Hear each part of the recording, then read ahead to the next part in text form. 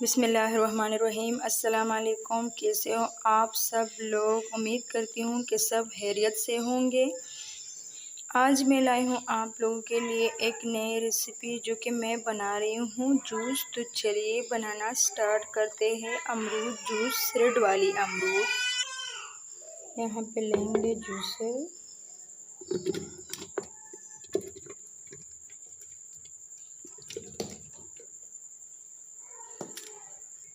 जी तो यहाँ पे डालेंगे पानी 2 गिलास। यहाँ पे मैं डालूँगी चीनी 5 चम्मच, आप अपने टेस्ट के हिसाब से। नमक आधा चम्मच। अब करेंगे ग्राइंड। जी तो देखिए माशाल्लाह, अब इसको छान लेंगे।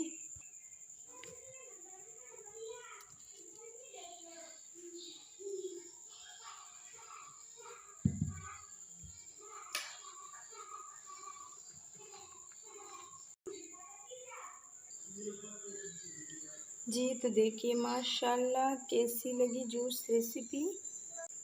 अगर रेसिपी अच्छी लगी हो तो प्लीज़ लाइक करें, सब्सक्राइब करें और अपनी बहनों के साथ शेयर भी करें। और इसी के साथ दीजिए मुझे इजाज़त। अल्लाह हाफिज़।